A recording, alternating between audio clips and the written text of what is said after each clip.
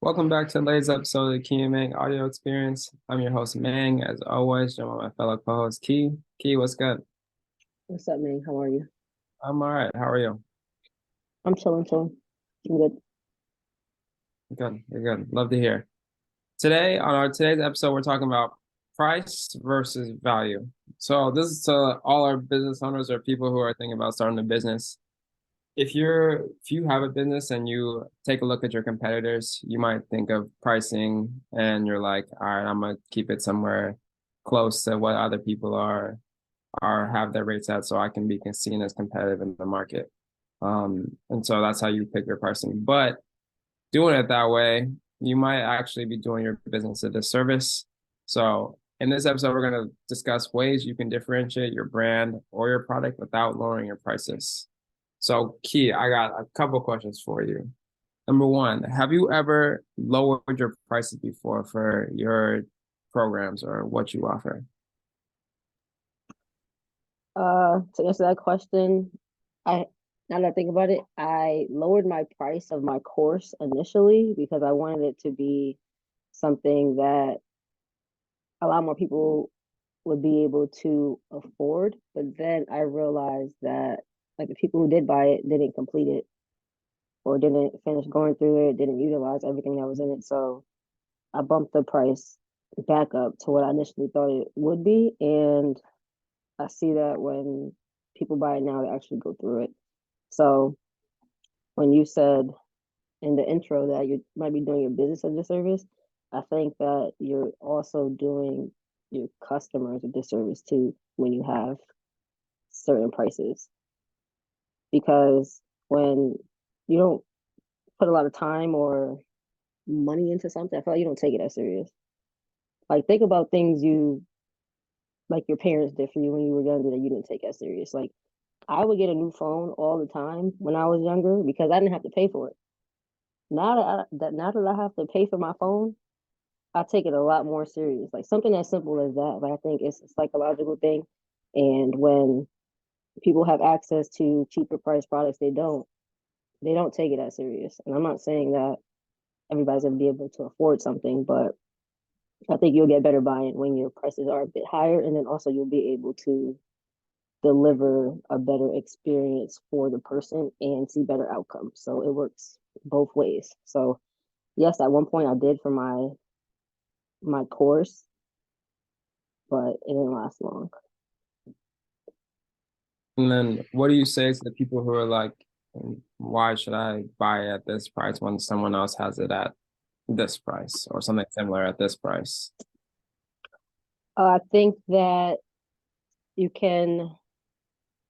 Well, what I do is I tell them exactly what it comes with, and I think that a lot of times in the fitness field, that you can go to like with training or coaching, you can go to your local commercial gym and try to sign up with them and see what you get. And you don't get a lot of personalized attention. You don't get a lot of support outside of the sessions. You don't get a lot of like the lifestyle habits that you need to actually carry over results. So I kind of like tell what other people are offering and then give what I'm offering. And it's a lot more expensive. It's not even a lot more expensive. It's more expensive, but you get a lot more out of it. So I always phrase it as unless you want to be reliant on someone for a long period of time and only be held accountable when you're in somebody's face, then maybe you should go that direction. But if you want something that's a little bit more sustainable, if you want to learn and be able to take control over your own health and your life, I think that like my services allow you to do that because I'm not trying to keep you with me forever. Like I just want to teach you what I need to teach you, and if you do happen to want to continue to work with me, then that's fine. But I think it's a lot more personalized, and you get a lot more attention even outside your sessions, which is where all the results happen. So I phrase it like that. I actually started like bullet pointing everything that's offered instead of just like telling people. I think people need to see it. So that's what I do. And how do you feel like that has helped either attract people to your services or how has it helped your business change making that shift to showing people what your what services you can offer and what it's going to do for them, trying to promote that independence for their health. I think it has both attracted and repelled people, but when it repels people, I think it's a good thing because I think the certain people, at least the people I want to work with, are like more attracted to that because they like the attention, they like to like see everything they're gonna get. And then the people that like are turned off by it are kind of the people that I don't want to work with anyways. Like people that are gonna give you a hard time or like blame you for certain things or want you to do a lot of hand holding and don't want to be a bit more independent. So I think it works well for my clientele. So I think it has worked well, but I can't say that it has 100% attracted everybody. But I don't think that's the purpose, anyways. So for sure. No, I think that's a good point that you bring up. It's like you have a skill set that you can teach and you have results that you have provided for your people, and you're trying to get people who are committed to their health and their fitness, but also that you don't need to handhold this whole time. Like you're trying to give them the tools to be able to take off with the information that they give you and make the decisions on their own. So it's kind of like when they're on these calls with you and you're breaking these down, you're trying to give them the information to make the best decision for themselves. You're not trying to bring them onto your stuff just because you want them to come onto your stuff, but it's because you feel like it's a good fit for you can help them, you can fill a need, you can deliver on the results that they're looking for, and then they can take those results and maintain it or add on to it. So I think it's a I think it's a good way to look at it. And then you don't have to you attract the right people that you're trying to get in, but you don't have to, do what everyone else is doing because what you're doing is a differentiator. Like no one else is doing this, like doing what you're doing. Yeah, I think the right people appreciate it, like I said, and then I also think that on my end, it's a lot easier for me to deliver like the type of service I want to. Like I want my stuff to be something that's more like I wouldn't say like luxury thing, but definitely more personalized. Like you're not just getting a workout program, like you get gear, you get like if you're working out from home, you can get equipment set to you. And I think the only way that I'm able to supply that is to get paid a certain amount. Like there's no way you're setting somebody a hex bar and you're getting paid $200 a month. Mhm. There's no way you're giving somebody 24/7 access to you and you're paying $200 a month.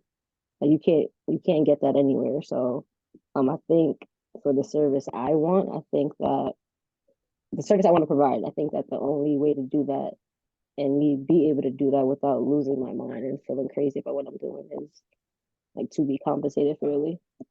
But I think that it's my job to convey that value to somebody. I can't just expect them to know it and be like, hey, pay me this. And all they think they're getting is workout programs. So nobody's going to do that. Oh, for sure. For sure. For sure. So yeah. So I think it works out. It's just like as we always talk about, like, conveying the value. And for like people who maybe do price, like use their competitors as, a gauge to figure out where how they should price their services or their product. What do you feel like, what can that turn into if it continues? If they continue to decrease their prices, Decrease their prices or like, compare to what everyone else is doing and put it somewhere in the middle. I think you end up running yourself into the ground and end up having to work very hard for a lower income. And I think, some people say don't like your business shouldn't be a job. Like you don't want to start a business just to create another job. I think when you do that, you are literally just creating another job. Because one, if you want to offer, like say I take what I want to offer and I'm like, when we look at what other coaches are charging, I think that I'm going to end up I'm going to be in a negative because what I want to provide isn't something that can be done at a lower price point. And if I'm just going based off of what other coaches are doing, like I'm giving more and getting less just based off of like the price discrepancy. like how much I'm putting out and how much I'm getting back. So I think it's literally impossible to compare prices if you aren't offering the exact same thing. It's kind of like comparing apples to pineapples. Totally different thing. Especially especially if you're the one providing the service. Um, and like you were talking about, if you're trying to send things to your clients to make it individualized for them, if you don't got the cash flow to be able to send that stuff, you're just gonna put yourself in a negative, and then you're gonna have to work even harder to get out of the negative, which means bringing on more people on. Maybe it's more than what you can handle. Maybe you're at your max and what you're able to handle. And if you have lower prices and you're not able to give everybody what they need, you're just having to work harder. And then you can't fill the cups of the people that you're serving if your cup is empty. So then Exactly. they're not getting what they're supposed to get. You're not getting what you're supposed to get. You get fed up, you get tired, you get frustrated. The client gets frustrated, gets tired, gets fed up, and they're gonna bounce. And then it's just like a cycle. Like, why is this happening to me? Like I shouldn't have done this. Like, but it all comes down to, being strategic, being systematic with what you're offering, how it differentiates from everybody else in the market, and what you're going to then your price doesn't really matter. I mean, it just depends on, does the value that you're bringing, does it match what your price is? And if that is the case, and you deliver on what you say you're going to deliver on, then the rest is history. Yeah. So I don't know, but I think that the only way to like not have that urge to lower your prices is to figure out a way to like get clear on what you want to offer and then figure out a way how to show that to your potential customers. If you have these great ideas in your head how you want to deliver something, it can be all in your head, but the only way somebody's going to pay that price is to for them to like know if it works for them. I feel like a lot of people lower their prices without even getting clear on who exactly they want to work with. Mhm. No, I agree. I think it's also like you expect it to pop off immediately, and like business takes time. Like it's not always, your ideas aren't always going to hit that first week, that first month.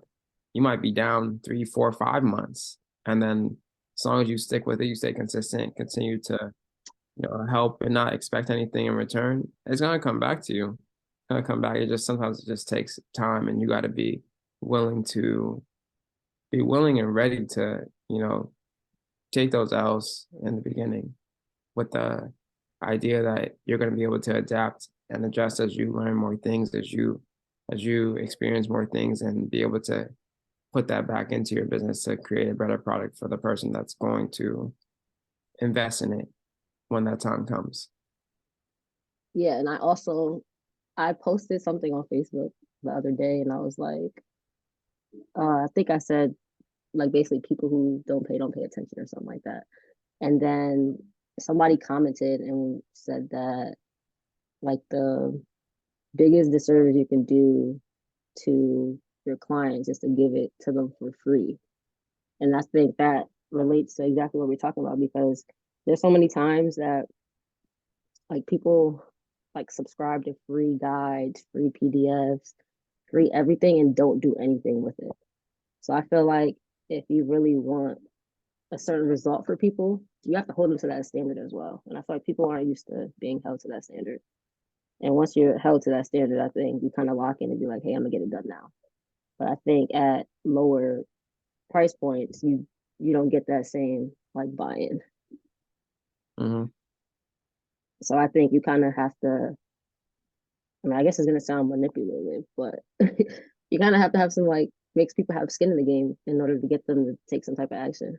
For most people, And sometimes that's how it works. It's like once you really have to commit and invest in something, then you're more likely to execute on it, especially if it's something that costs a little more, because you want to make sure that you made the right decision. mm-hmm. Um, you want to justify that your purchase was the right purchase. And if people are coming at you like, why'd you spend this money on this? Well, I did it because I got this, I got this, I got that, I got XYZ. So you're trying to prove yourself right amongst anything. So you're going to make sure that you do what you can to prove yourself and then prove to other people that might be doubting your purchase. Make sure that you prove them wrong as well. Yeah, and even if you take like forget like being like a business owner, like even think like on the consumer side, like designer stuff. Like, man, I know you're not into like designer stuff, but um, like all clothes do the same, like are meant to serve the same purpose. Like all cars are meant to serve the same purpose. Like clothes you're meant to wear, like whatever, like you're supposed to wear clothes. Cars is there to get you from A to B, right? But you have luxury cars that give you a certain feeling, give you um I guess like a certain perceived status. And I think the difference between like designer and not designers is that they have been like promoting, I think they've been like promoting themselves differently and trying to like differentiate themselves from whatever market they're in. And they've just been showing up for so long that people like really respect them and are willing to pay so much more for these products, even though they technically do the same thing. So I think like part of it is like playing into like the psychological aspect of like people, like playing into their thoughts and like really diving in and getting people to like figure out what makes people tick. Hmm. So Yeah. I think go ahead. No, finish. No, I'm just saying that I think when it comes to certain services, I think you just have to find out I think you have to find out what this girl just made me lose my train of thought. I'm sorry, go ahead. Well, I was gonna say you talking about like cars and designer like brands and stuff and how people I think people perceive people when you pull up in a Lambo or something that's foreign or something that's exclusive, people are gonna look at you some type of way and think that you're uber successful or something like they hold you to a high status. So that makes you feel good about yourself and makes you feel good about who you are. And so then I think it just opens up more opportunities for different conversations. Different people are going to be more likely to come up to you because they associate you with being successful, having being able to have the high status things, the things that only certain people buy because they have the money for it or they have the access to it. So I think when you feel confident in yourself and that confidence will radiate and it attracts people towards you and then it can allow for different relationships, different conversations to be had because people perceive you to be someone with elite status and that's value to yourself. If you feel confident in yourself, that's value. If you have wearing a fly suit or driving a fly car, that's gonna make you feel some type of way. That's value to yourself. That's what you find valuable. So I think, you forget about the price, but it's because of the feeling, the emotional feeling that you feel when you have that stuff. So just to add on to what you were talking about. Yeah, I think people could use their products and their businesses to generate that same feeling in their customers because although things are I'm not even gonna say that all cars are the same because I don't believe they are, but like um all clothes, like you can get like the same material for less. Like you can get the same Gucci bag material for less money, but people are gonna perceive that value to be different. And I think people think the same thing of products. Like when I see a lower price product, I don't view it as better. I view it as like inferior to like the higher price. Like I always want to go with the higher price thing when it comes to like coaching and things like that because I think the perceived value is better. So I think people think that too. You just gotta have confidence to have your prices a certain way. Like you can't sell at a certain price until you believe it. Like I had to sell at a lower price in order to even increase my price up. Hmm. So Yeah, for sure, for sure. I think you got to believe in what you offer and what you bring to the table. And then if you cool with that price that you're offering, then no one's gonna be able to make you budge from it because you know what it can bring, you know the results that can happen. And if the person delivers on what they said they're going to do, then it's going to probably be worth the investment and plus more. So I think if you truly believe in what you're offering, then I think it's gonna. Then I don't think it's a problem with raising your prices or keeping them where they're at because you know what you're capable of. Yeah, I think last thing, I think Paul, I think when he was on our podcast, he was saying that it's easier to sell a higher price product than a lower price product. And I think it's a lot easier to sell my one-on-one coaching than my course, even though it's a lot cheaper, Hmm. which is crazy. But that just shows that like people perceive it a little differently. And if people are perceiving it a little differently, I think like as the person selling it, you should too. Agreed.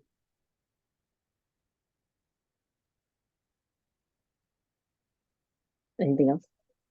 That's nothing else for me. All right. Mang, what's the Yeah. most you would pay for fitness coaching? Like somebody be like, I'll have you dunking by 2 months. I'll have you dunking by 2 months. I'll have you dunking by 2 months, and your wrist will be completely rehab. Uh, I'll put a lot of bread up for that right now. For what? I'll put a lot of bread up for that right now. How much you talking? Like how much a month? How much a month? 2 months? That's a hard put a number. I would put, yo, look, all right. I would put, all right, what comes with this though? It What would just have to come like with it for you? it's guaranteed that my wrist is healthy and I'm dunking in two If you months. if you put in the work, it is guaranteed. Like if you follow everything this person says, it is guaranteed. You have 24/7 access to them. You have the exact rehab plan for your wrist, the exact program, strength and plyo program to get your old man knees okay and get your hops up. And you get, I don't know, you can add whatever else you get in there. But as long as you put in the work, like you're gonna get it. Like this program has been like it has good social proof. Yeah, no, it's a blank check because those are what my goals are. Get my wrist healthy and get my bounce up because that's been something I've been talking about a long time. All right. If I had to put a Here's the number on price of it. uh 1,500, 1,000, like I don't 1997. You buy it? yeah, I'll buy it. Dead ass? Yeah. Okay. Why? Because I look at what do I want to accomplish and what is it how is it important to me? My wrist being healthy allows me to continue to play, allows it easier to move my hand, allows it to be easier to grab things.